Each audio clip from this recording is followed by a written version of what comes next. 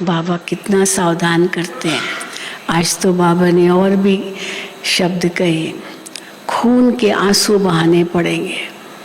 आज बाबा ने ये भी कहा है। हाँ, खून के आंसू बहाना माना एक बहुत बड़ी बात। इतना पश्चाताप तो क्यों करें हम पश्चाताप। अंत में पढ़ाई पूरी पढ़े, हम नित्य क्लास में आए और बाबा कहते जो नहीं आते हैं उनकी पीठ करो। क्यों नहीं आते हैं क्लास में? सेंटरों पर तो हमारी टीचर्स बहनें करती है ना, तो इसीलिए कोई नहीं भी करती होगी तो बाबा कहते पीठ करो। और हर सेंटर पर सेवा खूब होनी चाहिए। अगर सेंटर्स पर सेवा नहीं है तो इसका मतलब टीचर सोई हुई है, सोती रहती है। क्योंकि सेवा नहीं करती है तो स्टूडेंट्स भी कहाँ से आएंगे। तो सोती रहेगी तो क्या होगा। तो आज बाबा ने टीचर्स को भी कहा है। बाबा रजिस्टर भी मंगाते थे, क्लास का रजिस्टर बाबा मंगाते थे, कौन कौन क्लास में आते हैं। तो इसीलिए आज बाबा ने पढ़ाई पर बहुत जोर दिया है। और दूसरा सेवा। शिव जयंती आ रही है तो शिव जयंती पर क्या करना चाहिए आज बाबा ने मुरली में सुनाया है। तो सुनेंगे बाबा के महावाक्य। आज तो हम सब प्यारे अव्यक्त बाप दादा से भी मिलेंगे।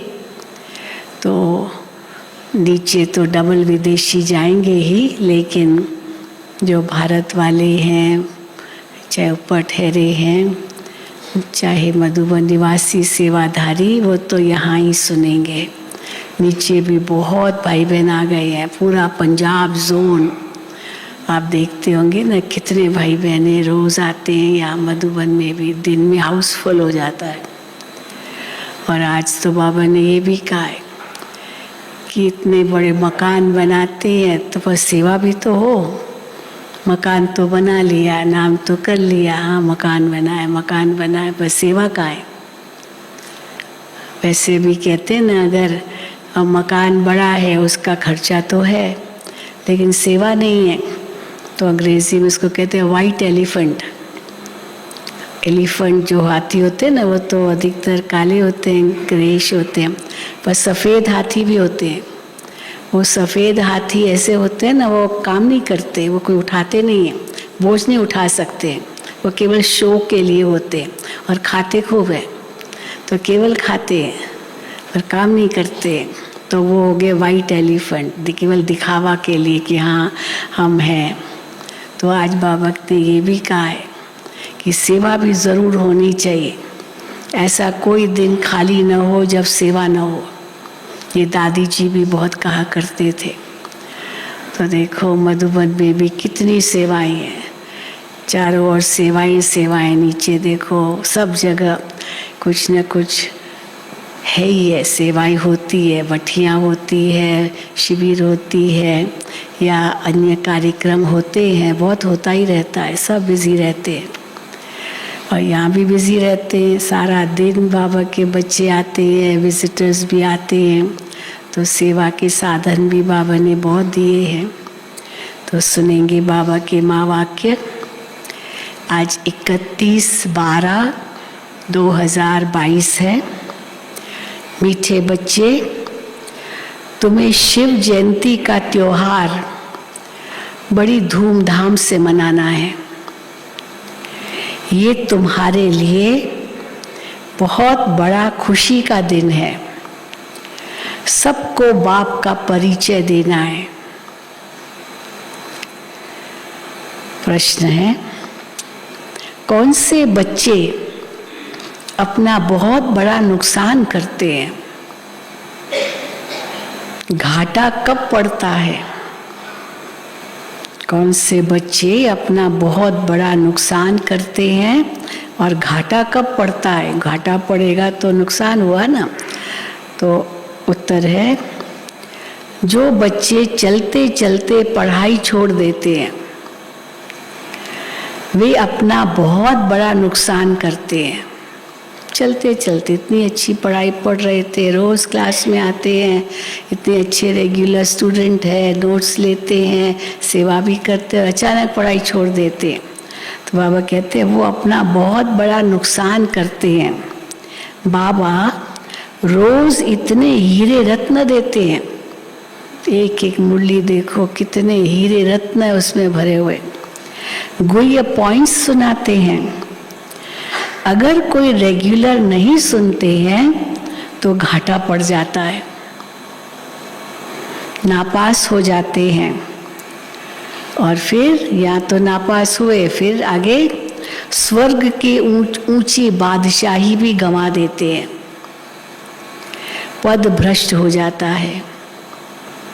तो बाबा ने आज बहुत पढ़ाई पर ध्यान खिंचवाया है।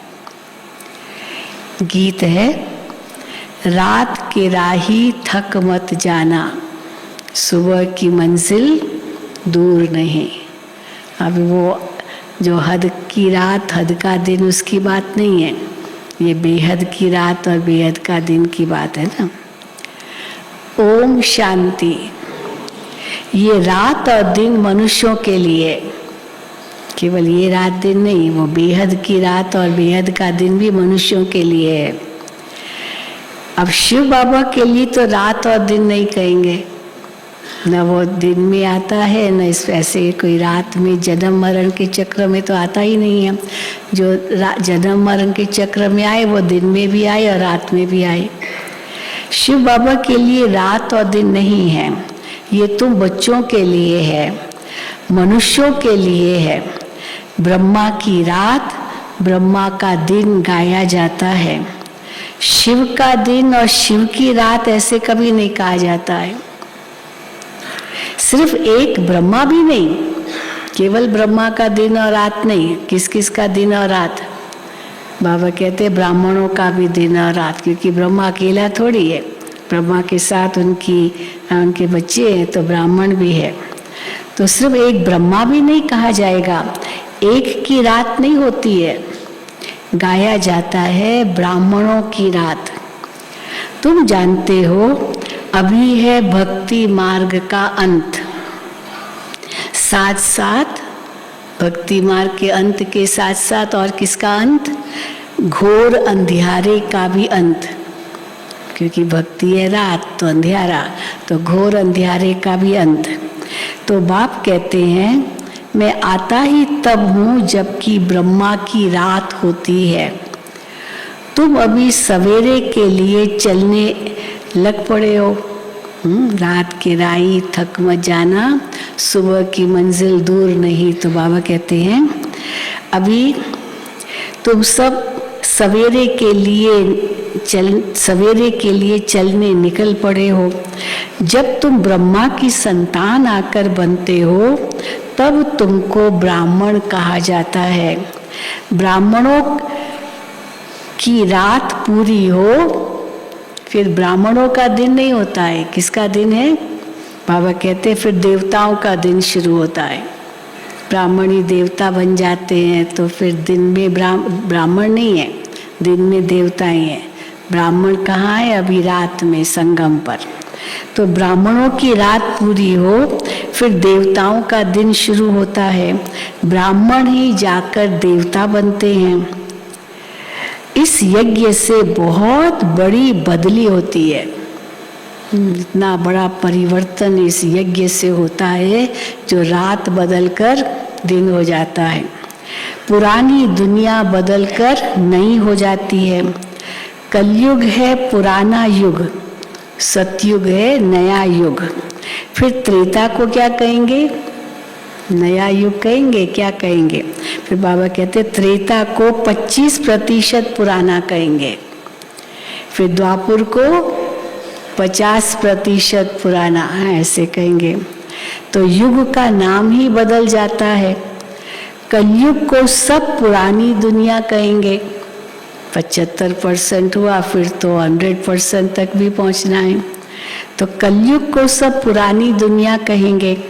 ईश्वर कहा जाता है बाप को, जो ईश्वरीय राज्य स्थापन करते हैं।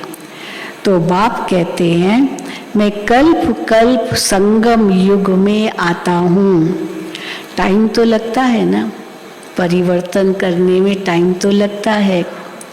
यूं तो है 1 सेकंड की बात, कहा जाता है सेकंड में जीवन मुक्ति है, सेकंड की बात, लेकिन विकर्म विनाश करना, संपूर्ण पावन बनना, इसमें टाइम लगता है। यूं तो है सेकंड की बात, परंतु विकर्म विनाश होने में समय लगता है, क्योंकि आधा कल्प के पाप सिर पर हैं। केवल इस जन्म के पाप सिर पर नहीं है, आधा कल्प के पाप सिर पर हैं, तो समय लगता है। बाप स्वर्ग रचता है तो तुम बच्चे भी स्वर्ग के मालिक तो बनेंगे। हमारे लिए ही रचता है तो कौन बनेगा स्वर्ग का मालिक? हम ही बनेंगे। परंतु सिर पर जो पापों का बोझा है उनको उतारने में टाइम लगता है, योग लगाना पड़ता है, अपने को आत्मा जरूर समझना है। आगे जब बाबा कहते थे, जब हम कहते थे लौकिक में दुनिया में बाबा, तो बाबा पिता को कहते हैं, तो आगे भी हम बाबा शब्द यूज करते थे, तो बाबा माना पिता। तो आगे जब बाबा कहते थे तो जिस्मानी बाप याद आता था, वो पिता याद आता था, लौकिक पिता। अभी बाबा कहने से बुद्धि ऊपर चली जाती है शिव बाबा के पास। दुनिया में और किसकी बुद्धि में ये नहीं होगा कि हम आत्मा रूहानी बाप की संतान हैं। हमारा बाप, टीचर, गुरु तीनों ही रूहानी है, कोई भी जिस्मानी नहीं है। हमारा बाप, टीचर, गुरु तीनों ही रूहानी है, याद भी उनको करते हैं। ये है पुराना शरीर, इनका क्या श्रृंगार करना? जब बाबा ने वैराग दिलाया शरीर के लिए, ये पुराना शरीर है, इनका क्या श्रृंगार करना है? देखते हैं कई बहनें आती है ना अभी भी, अब बाबा कितना वैराग दिलाते, लेकिन चलो और कुछ नहीं, मेकअप वेकअप ना भी करेंगे, लेकिन लिपस्टिक जरूर लगाएंगे। आते हैं, हम आते हैं ना, वो अमृत देते तो अलग देखते हैं लिपस्टिक लगी हुई है हाँ? और कुछ नहीं तो लिपस्टिक लगाएंगे। अब ये भी तो श्रृंगार हो गया ना, नेचुरल तो नहीं रहा। तो बाबा कहते हैं, तो आगे जब अभी बाबा कहते हैं बुद्धि ऊपर चली जाती है, जब बाबा कहते हैं तो दुनिया में और किसकी बुद्धि में ये नहीं होगा, हमारा रूहानी बाप की हम संतान हैं। तो बाबा कहे याद उनको करना है, ये है पुराना शरीर, इनका क्या श्रृंगार करना? इस पुराने शरीर का क्या श्रृंगार करना? परंतु अंदर में समझते हैं, हाँ श्रृंगार नहीं करना है। ये तब कब होगा? जब हम अंदर में ये समझेंगे कि हम वनवा में हैं। शादी के 1 दिन पहले वनवा में रहती है जो कुमारी होती है, जिसका कल अगले दिन विवाह होता है, तो उसको हल्दी लगाते, हल्दी और तेल से जैसे उनका स्नान ही करती, हल्दी और तेल से, और साधारण कपड़े पहनती है, लेकिन उसको खुशी है हल्दी और तेल। तो हमने पूछा था एक बार, हल्दी और तेल क्यों लगाते हैं? तो कहा हल्दी और तेल लगाने से चेहरे पर ग्लो आता है। हाँ, हल्दी लगाते हैं तो क्योंकि अगले दिन तो फिर वो बहुत सुंदर बन जाएगी, इसीलिए हल्दी लगाते हैं। और सिंपल, क्योंकि तेल वाले फिर कपड़े हो जाते हैं, तो एकदम साधारण रहेगी। परंतु साधारणता में उसको खुशी है। क्यों खुशी है? क्योंकि उसको पता है कल तो मेरा विवाह होना है और मैं खूब श्रृंगार करूँगी, खूब गहने पहनूंगी, इसीलिए वनवा में रहना उनको अच्छा लगता है। तो बाबा कहते हैं परंतु अंदर में समझते हैं अभी हम वनवा में हैं, ससुर घर नई दुनिया में जाने वाले हैं, पिछाड़ी में कुछ भी नहीं रहता है, सब खत्म हो जाना इस कलयुगी दुनिया का। फिर हम जाकर विश्व का मालिक बनते हैं। इस समय सारी दुनिया जैसे वनवा में है ही क्या इस कलयुगी दुनिया में? कई बार बाबा कहते हैं ठिक्कर और ठोबर, पत्थर और मिट्टी, क्या है संसार में? सत्युग की भेंट में तो ये संसार चाहे कितना भी शोभनीय हो, कुछ भी नहीं। इस समय सारी दुनिया जैसे वनवा में है। इसमें रखा ही क्या है? कुछ भी नहीं, कुछ भी नहीं रखा है।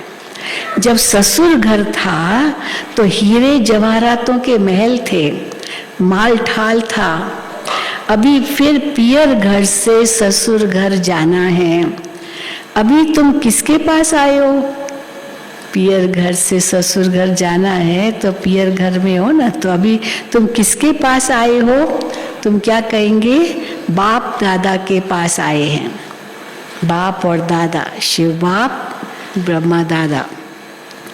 बाप ने दादा में प्रवेश किया है। दादा तो है ही यहाँ का रहवासी, तो बाप दादा दोनों कंबाइंड है। ये पियर घर है हमारा, बाप दादा कंबाइंड है। परम पिता परमात्मा पतित पावन है। उनकी आत्मा अगर श्री कृष्ण में होती, हाँ ये भी पॉइंट समझने की है। अब शिव बाबा ब्रह्मा तन में आते हैं। अगर बाबा कहते हैं परम पिता परमात्मा जो पतित पावन है, उनकी आत्मा अगर श्री कृष्ण के तन में आती और वो ज्ञान सुनाती, तो श्री कृष्ण को भी बाप दादा कहना चाहिए। वो भी बाप दादा हो गया ना, कृष्ण बाप हो गया, यानी कृष्ण दादा हो गया, भाई हो गया, चलो और शिव बाप हो गया, तो कृष्ण को भी बाप दादा कहना चाहिए। तो बाबा कहते हैं परंतु श्री कृष्ण को बाप दादा कहना शोभता नहीं है। अच्छा लगेगा श्री कृष्ण को बाप दादा को? छोटा सा बच्चा, उसको क्या बाप दादा कहेंगे? ब्रह्मा ही प्रजापिता गाया हुआ है। तो बाप ने समझाया है ये 5000 वर्ष का चक्र है। तुम बच्चे प्रदर्शनी जब दिखाते हो तो उनमें यह भी लिखो कि आज से 5000 वर्ष पहले भी हमने ये प्रदर्शनी दिखाई थी और समझाया था क्या कि बेहद के बाप से स्वर्ग का वर्षा कैसे लिया जाता है, ये पहले भी बताया था, अभी फिर से बता रहे हैं। आज से 5000 वर्ष पहले माफिक फिर से हम त्रिमूर्ति शिव जयंती मनाते हैं। ये अक्षर जरूर डालना पड़े। ये बाबा डायरेक्शन दे रहे हैं, उस पर चलना है। अब बाबा ने डायरेक्शन दिया है, उस पर चलना है। आपको लोगों को मालूम होगा ना, जब म्यूजियम बना था तो बाबा तो कह के गए थे ये मकान लेना है, और ले भी लिया था बाबा के होते हुए। उसके बाद म्यूजियम बना, तो म्यूजियम बना तो अव्यक्त बाप दादा ने म्यूजियम का उद्घाटन किया। खास गुलजार दादी वहाँ गए थे, बाप दादा आए थे और बाबा ने एक एक चित्र देखा, अव्यक्त बाप दादा ने, और एक एक चित्र देखा और बाबा ने कुछ करेक्शंस की। और ख़ास करके जो पहला कमरा है म्यूज़ियम का, उसमें लास्ट में वो झाड़ का चित्र है। तो बाबा ने कहा कि और सृष्टि चक्र झाड़ सब पहले कमरे में है। तो बाबा ने कहा कि आपने ये तो लिखा ही नहीं है। बाबा ने करेक्शन किया कि ये जो आप एग्जीबिशन है या म्यूज़ियम है, ये आपने कल्प पहले भी देखा था, अभी भी देख रहे हो, फिर भी देखेंगे, तो ये ज़रूर जोड़ो। 5000 साल पहले भी ये आपने देखा था। तो फिर वो झाड़ के साइड में थोड़ी जगह थी, तो वहाँ फिर लिखत बनाई, बाद में बाबा ने करेक्शन किया था। तो इसीलिए बाबा कहते हैं ये ज़रूर डालना चाहिए कि आज से 5000 वर्ष पहले माफिक फिर से हम त्रिमूर्ति शिव जयंती मनाते हैं। ये अक्षर भी ज़रूर डालना पड़े। तो ये बाबा डायरेक्शन दे रहे हैं, उस पर चलना है। शिव जयंती की तैयारी करनी है। नई नई बातें देख मनुष्य वंडर खाएंगे। शिव जयंती पर खूब भबका करो, बाबा कहते हैं, तो देख मनुष्य वंडर खाएंगे। अच्छा भबका करना चाहिए। हम त्रिमूर्ति शिव की जयंती मनाते हैं, छुट्टी करते हैं। वैसे भारत में इसकी छुट्टी है, गेजेटेड ऑफिस माना छुट्टी होती है। जिसको चाहिए छुट्टी ले, जिसको नहीं चाहिए नहीं भी ले, लेकिन ऐसे नहीं कंपलसरी छुट्टी ही होती है। तो बाबा कहते हैं शिव जयंती की तैयारी करनी है। हम त्रिमूर्ति शिव की जयंती मनाते, छुट्टी करते हैं। शिव जयंती की छुट्टी ऑफिशियल है, कोई करते हैं कोई नहीं भी करते हैं।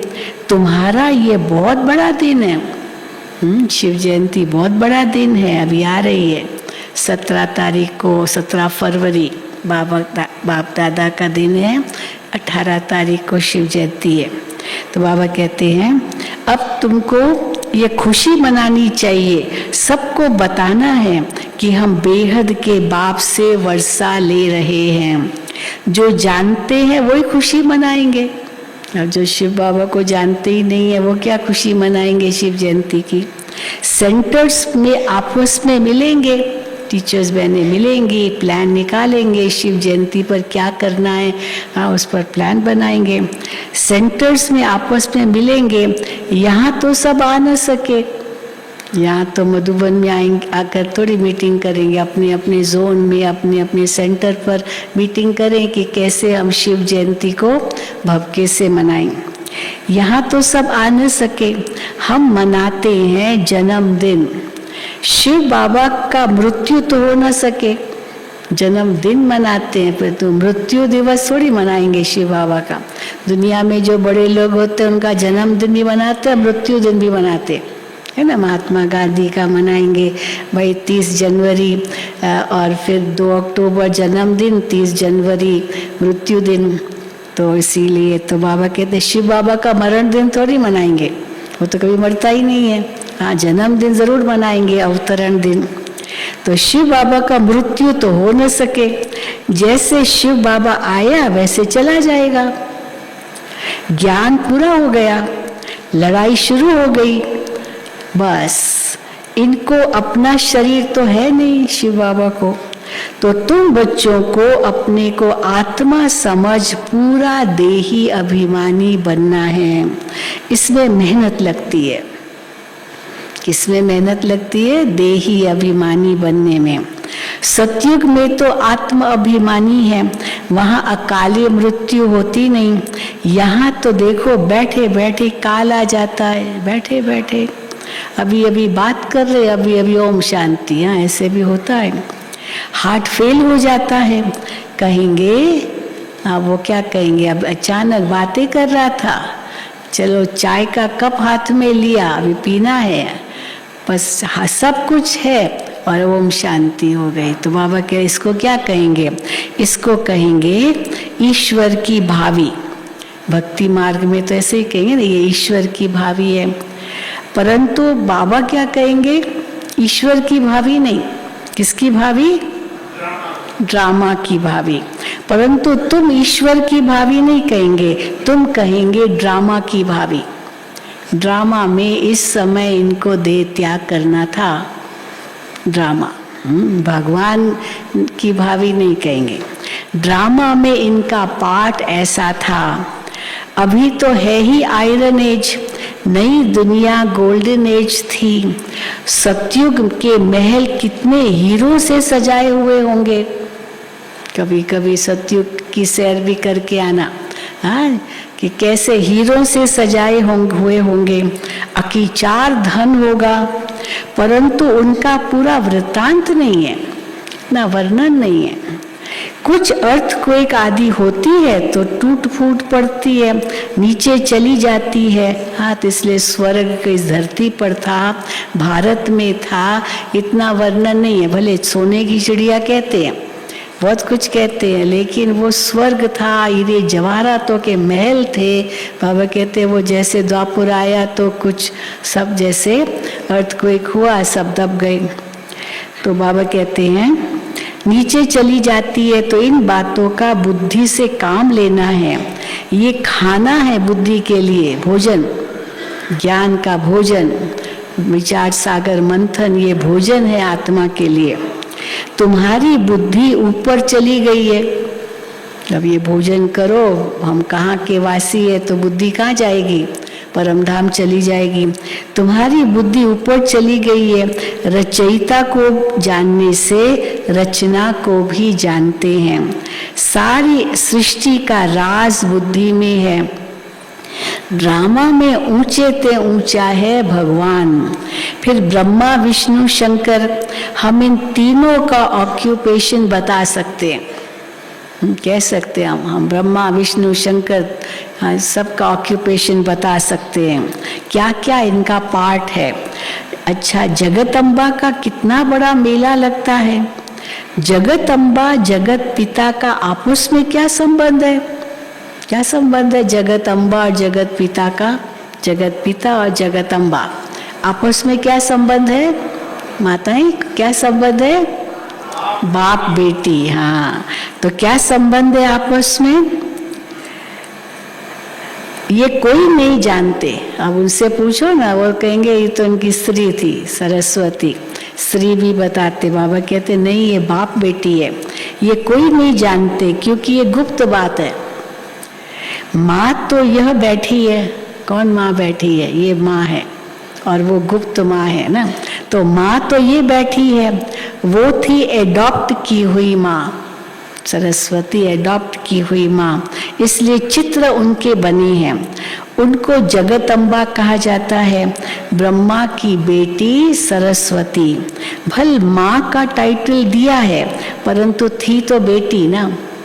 मम्मा के देह त्याग के बाद की ये मुरली होगी तो बाबा कहते मम्मा थी तो बेटी ना, भल माँ का टाइटल दिया है। सही करती थी ब्रह्मा कुमारी सरस्वती, क्योंकि मम्मा के सिग्नेचर चलते थे।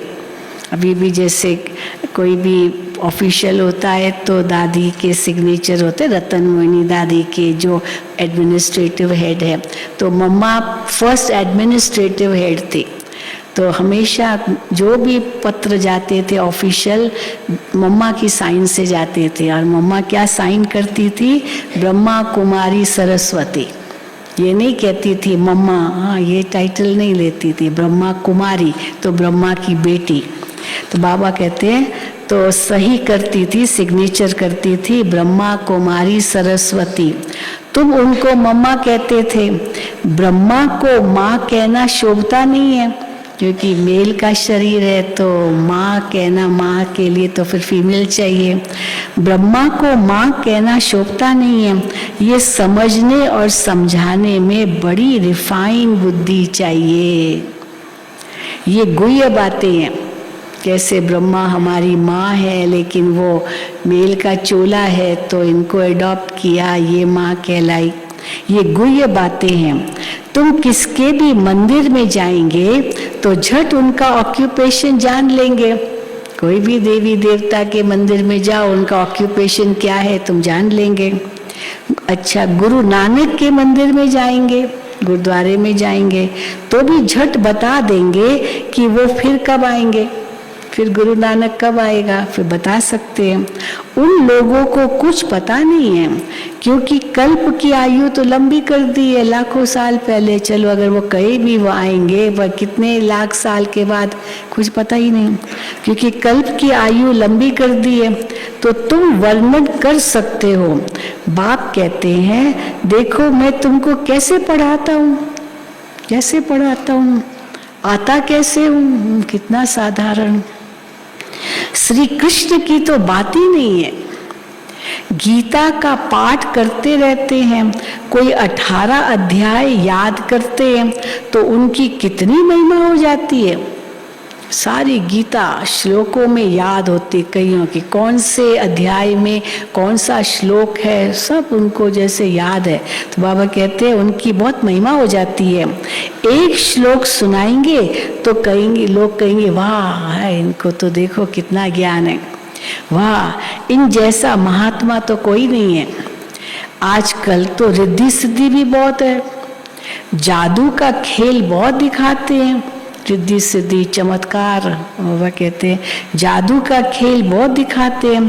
दुनिया में ठगी बहुत है, ठगी, हाँ ठगी करते हैं।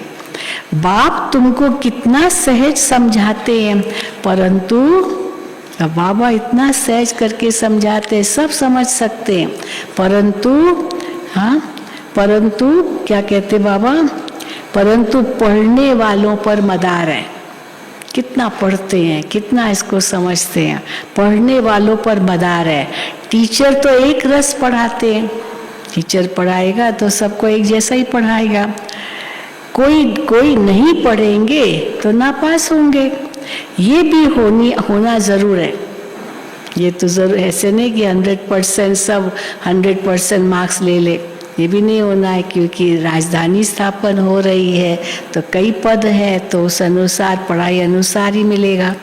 ये भी होना ज़रूर है कि सब तो पास नहीं होंगे, कोई नापास भी होंगे।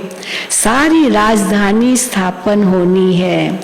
तुम ये ज्ञान स्नान कर ज्ञान का गोता लगाए परिस्तान की परी अर्थात स्वर्ग के मालिक बन जाते हो।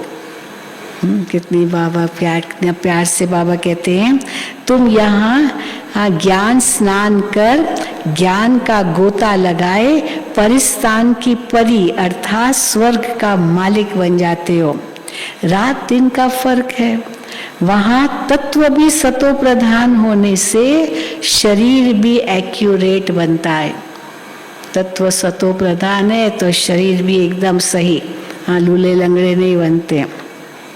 स्वर्ग नरक में बहुत फर्क है। सोचो कितना फर्क है स्वर्ग और नरक में। अभी तुम्हारी बुद्धि में ड्रामा के आदि मध्य अंत का राज बैठा हुआ है, नंबरवार पुरुषार्थ अनुसार। तो बाप कहते हैं अच्छी रीति पुरुषार्थ करो, अच्छी रीति पुरुषार्थ। बच्चियां नए नए स्थान पर चक्र लगाने जाती है। अब बाबा सेवा की बात कर रहे हैं। बच्चियां नए नए स्थान पर चक्र लगाने जाती है। अगर अच्छी माताएं आदि हैं तो सर्विस को जमाना पड़े। हमने तो कई सेंटरों पर देखा माताएं बिल्कुल टीचर क्वालिटी की माताएं, तो फिर वो जो मुख्य टीचर होती है ना वो माताओं को निमित्त बनाते। गीता पाठशालाएं बहुत है तो वो माताओं को भेजते हैं गीता पाठशाला चलाना, मुरली सुनाने, क्लास कराने के लिए। वो माताएं भी इतनी अच्छी आगे बढ़ जाती है कई सेंटरों पर। तो बाबा कहते हैं तो अगर अच्छी माताएं आदि है तो सर्विस को जमाना पड़े। सेंटर पर अगर कोई नहीं आते हैं तो अपना नुकसान करते हैं। स्टूडेंट नहीं आता है सेंटर पर, अपना नुकसान करता है। कोई पढ़ने के लिए नहीं आते हैं तो उनको फिर लिखना चाहिए, उनसे पूछना चाहिए क्यों नहीं सेंटर पर आते हो, ये टीचर का काम है। आप इसको कहते हैं उसके पीठ करनी चाहिए, तो लिखना चाहिए तुम पढ़ते नहीं हो, इससे तुमको बहुत घाटा पड़ जाएगा। टीचर लिखे स्टूडेंट को या फोन करे उनको बताए तुमको घाटा पड़ जाएगा। रोज रोज बहुत गुह्य पॉइंट्स निकलती है। ये जो रोज रोज गुह्य पॉइंट्स निकलती है बाबा उसको क्या कहते हैं, ये है हीरे रत्न। हीरे इतने वैल्यूएबल ज्वेल्स, इतने हीरे रत्न। तुम पढ़ेंगे नहीं तो नापास हो जाएंगे, इतनी ऊंची स्वर्ग की बादशाही गंवा देंगे। मुरली तो रोज सुननी चाहिए।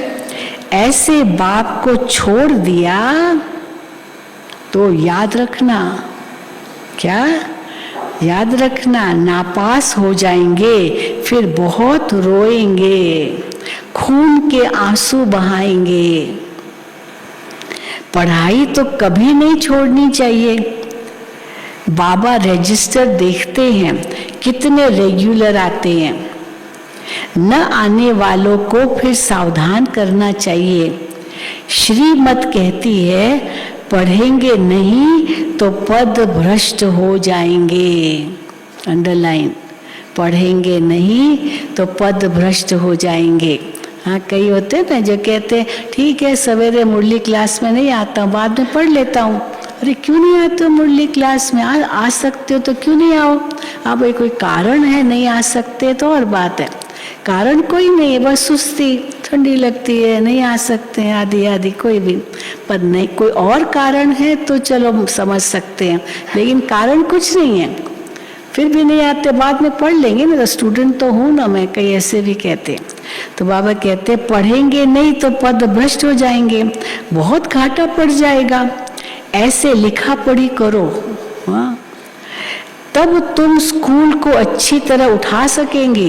बाबा टीचर को कहते हैं उनको लिखो, उनको सुनाओ, उनको फोन करो, तो इसलिए तब तुम सेंटर को अच्छी रीति चला सकेंगे, उठा सकेंगे। ऐसे नहीं कोई नहीं आया तो छोड़ दिया, ये भी नहीं करना है। टीचर को होना रहता है कि हमारे स्टूडेंट जास्ती पास होंगे तो इज्जत आएगी, इज्जत जाएगी। अगर हमारे स्टूडेंट नापास होते हैं तो इज्जत जाएगी, टीचर का नाम बदनाम होगा। अरे इतनी बड़ी टीचर यहाँ बैठी और स्टूडेंट्स देखो इनके पास है ही नहीं, तो इज्जत तो जाएगी ना टीचर की। तो टीचर को होना रहता है कि हमारे स्टूडेंट जास्ती नहीं पास होंगे तो इज्जत जाएगी। बाबा लिखते भी हैं तुम्हारे सेंटर पर सर्विस कम चलती है, शायद तुम सोती रहती हो। बाबा उसको लिख देंगे, शायद तुम सोती रहती हो, सेवा नहीं करती हो, तो सेंटर पर स्टूडेंट्स भी नहीं आएंगे। चलो बाबा ने लास्ट में सावधानी दी। और अच्छा, मीठे मीठे सिक्की लदे बच्चों प्रति माता पिता बाप दादा का याद प्यार और गुड मॉर्निंग। रूहानी बाप की रूहानी बच्चों को नमस्ते। हम रूहानी बच्चों की रूहानी बाप दादा को याद प्यार गुड मॉर्निंग और नमस्ते। पीछे मम्मा की 2 मुरलियां हैं। धारणा के लिए मुख्य सार। पहला, इस पुराने शरीर का श्रृंगार नहीं करना है। वनवा में रह नए घर में चलने की तैयारी करनी है। इस पुराने शरीर का श्रृंगार नहीं करना है। वनवा में रह नए घर में चलने की तैयारी करनी है। दूसरा, ज्ञान स्नान रोज करना है। कभी भी पढ़ाई मिस नहीं करनी है। वरदान, महानता के साथ निर्माणता को धारण कर सर्व का मान प्राप्त करने वाले सुखदायी भव। महानता के साथ निर्माणता को धारण कर सर्व का मान प्राप्त करने वाले सुखदायी भव। महानता की निशानी निर्माणता है। नम्रचित होना तो महान कहलाएंगे। महानता की निशानी निर्माणता है। जितना महान उतना निर्माण, क्योंकि सदा भरपूर है। निर्माण है, महान है क्योंकि सदा भरपूर है। जैसे वृक्ष जितना भरपूर होगा उतना झुका हुआ होगा, तो निर्माणता ही सेवा करती है और जो निर्माण रहता है वो सर्व द्वारा मान प्राप्त करता है। जो अभिमान में रहता है उसको कोई मान नहीं देता है। ये भी देखा गया है। अभिमान में होगा, कहेंगे क्यों जाए इसके पास, छोड़ो छोड़ो, ये तो देखो बात कैसे करता है, इसको तो बात करने का अकल ही नहीं है, इतना नशे से अभिमान से बात करता है। तो जो निर्माण होगा उसके बाद सब जाएंगे। तो बाबा कहते हैं वो सर्व द्वारा मान प्राप्त करता है। जो अभिमान में रहता है उसको कोई मान भी नहीं देता, उससे दूर भागते हैं। जो निर्माण है वो सुखदायी होंगे, उनसे सभी सुख की अनुभूति करेंगे, सभी उनके समीप आना चाहेंगे। स्लोगन, उदासी को तलाक देने के लिए खुशियों का खजाना सदा साथ रखो। उदासी को तलाक देने के लिए खुशियों का खजाना सदा साथ रखो। अभी मम्मा की 2 मुरलियां हैं। मातेश्वरी जी के मधुर महावाक्य गीत है।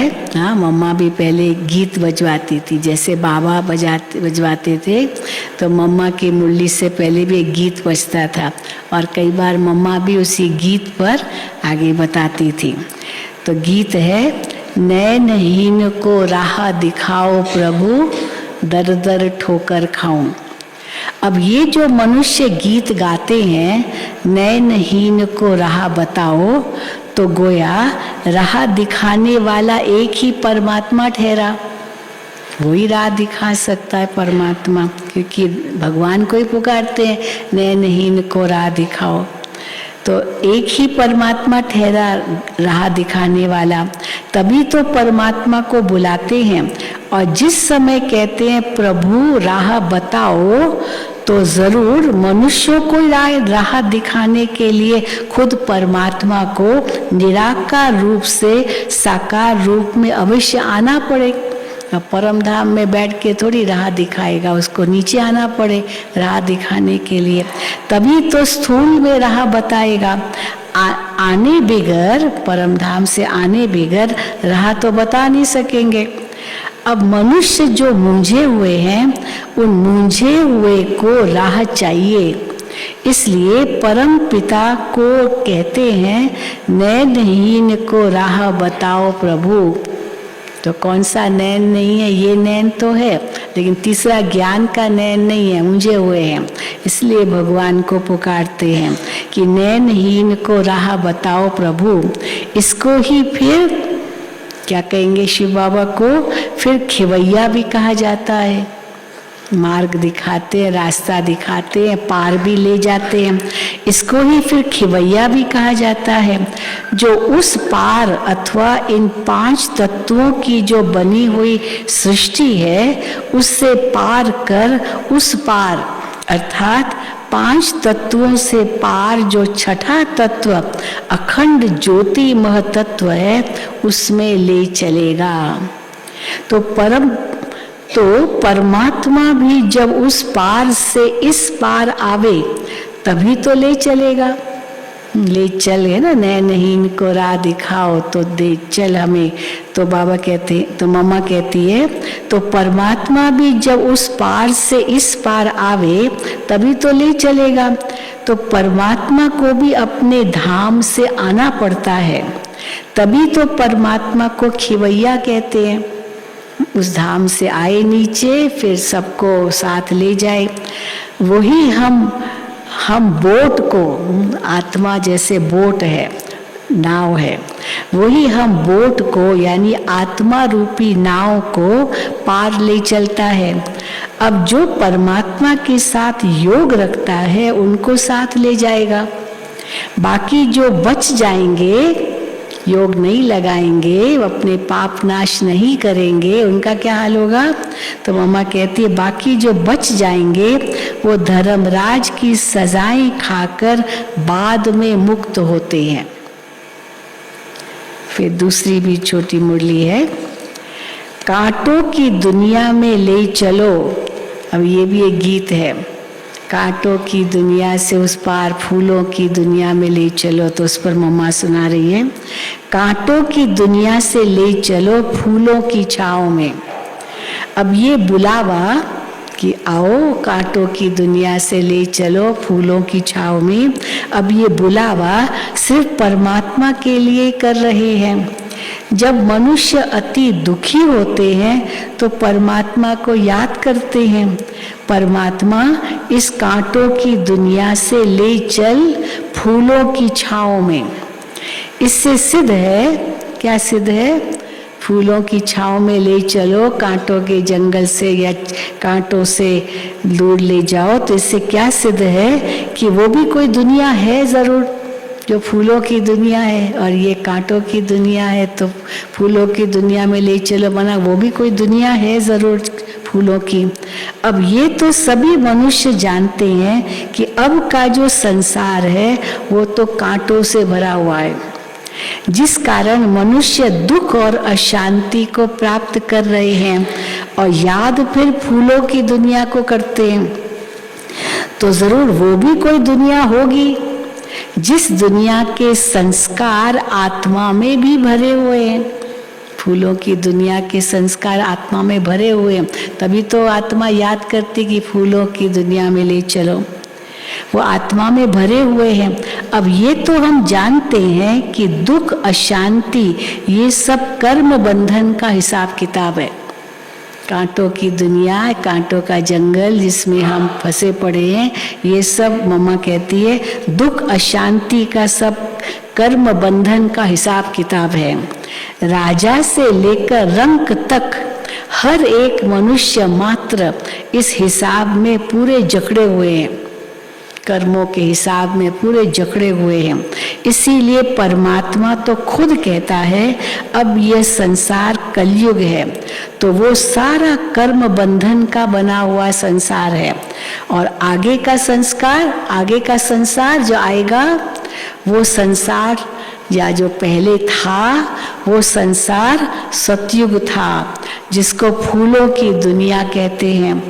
अब वो है कर्म बंधन से रहित जीवन मुक्त देवी देवताओं का राज्य, जो अब नहीं है। अब ये जो हम जीवन मुक्त कहते हैं, तो इसका मतलब ये नहीं है, जीवन मुक्ति का मतलब ये नहीं है कि हम कोई देह से मुक्त थे। जीवन मुक्त का मतलब हम कोई देह से मुक्त थे, ऐसे नहीं। उन्हों को कोई देह का भान नहीं था, यही कहेंगे ना, देह अभिमानी नहीं थे। मगर वो ऐसे भी नहीं कि उनको कोई देह का भान नहीं था, देह में थे तो देह का भान था, मगर वो देह में होते हुए भी दुख को प्राप्त नहीं करते थे देवता, इसलिए उनको जीवन मुक्त कहते हैं। गोया वहाँ कोई भी कर्म बंधन का मामला नहीं है, या तो कर्म बंधन का मामला है ना, इसीलिए दुखी है। तो गोया वहाँ कोई कर्म बंधन का मामला नहीं है। वो जीवन लेते, जीवन छोड़ते, आदि मध्य अंत सुख को प्राप्त करते थे देवताएं। जन्म भी सुखदाई, जीवन भी सुखदाई और देह त्याग भी सुखदाई। अभी तो कलयुग में तो कई बार जीवन का अंत भी तो कितना दुखदाई होता है, बहुत दुखदाई, और जन्म भी कितना दुखदाई होता है कई बार। तो मम्मा कहती है वो जीवन लेते, जीवन छोड़ते, आदि मध्य अंत सुख को प्राप्त करते थे देवताएं। तो जीवन मुक्ति का मतलब है जीवन होते कर्मातीत, कोई बंधन नहीं कर्मों का। अब ये सारी दुनिया 5 विकारों में पूरी जकड़ी हुई है, मानो 5 विकारों का पूरा पूरा वास है। सब के अंदर ये 5 विकार है, परंतु मनुष्य में इतनी ताकत नहीं है। किस बात की ताकत नहीं है? जो इन 5 भूतों को जीत सके। इतने कमजोर हो गए हैं, ये विकार इतना घर कर चुके हैं हर एक के अंदर, जो इतनी कमजोरी आ गई जो इन भूतों को जीत ही नहीं सकते। तब ही परमात्मा खुद आकर हमें 5 भूतों से छुड़ाते हैं और भविष्य प्रारब्ध देवी देवता पद प्राप्त कराते हैं। देखो मम्मा की छोटी सी मुरली, लेकिन उसमें भी कितनी गुह्यता भरी हुई है। तो ये मम्मा की विशेषता थी। अभी तो जैसे बताया, आज शाम को 5 बजे से ओम शांति भवन भी सब आएंगे, 4:45 आ जाएं, क्योंकि 5 बजे से सूरज भाई का क्लास होता है, 5 से 6, 6 से 6:30 तक योग और फिर भोग लगता है, और 6:30 बजे बाबा की मुरली हम सुनते हैं। अच्छा, जो भाई बहने आए हुए हैं, पार्टी में आए हुए हैं और यहाँ ठहरे हैं, वो हाथ उठाएं। नीचे से एक दिन के लिए आए वो नहीं, नीचे से जो एक दिन के लिए आए हैं उन्होंने तो सौगात नीचे ली होगी, लेकिन जो यहाँ ठहरे हैं फिर से हाथ उठाओ। तो अभी क्लास के बाद आप सभी हिस्ट्री हॉल में जाना, आपको शशि बहन सौगात देगी। जिन्होंने भी सौगात नहीं ली है और पांडव भवन में ठहरे हैं, बाबा मिलन के लिए यहीं आके रहे, नीचे नहीं रहे हैं, वो अभी हिस्ट्री हॉल में जाएं, जहाँ शशि बहन आपको बाबा के घर से सौगात देगी। और डबल विदेशी भी अगर कोई है और सौगात नहीं ली है, कल सौगात सबको मिली थी, कोई नहीं गए होंगे, वो भी नीचे ही हिस्ट्री हॉल में जाएंगे, वहाँ सौगात मिलेगी। डबल विदेशी तथा सेवाधारी भाई बहनें जो कल 1 जनवरी को जा रहे हैं, हाँ, डबल विदेशी या सेवाधारी जो कल 1 जनवरी को जा रहे हैं, वो आज सुबह 10 बजे तक टोली डिपार्टमेंट से टोली ले लेवे। ये टोली लेवे, जो यहाँ ठहरे हैं, जो नीचे से एक दिन के लिए आए हैं वो नीचे ही टोली लेंगे क्योंकि वहीं आप ठहरे हुए हैं। वो जो यहाँ ठहरे वो उनके लिए 10 बजे तक टोली ले लेवे और पहले सौगात लेंगे हिस्ट्री हॉल में। अभी हम बाबा की याद में बैठते हैं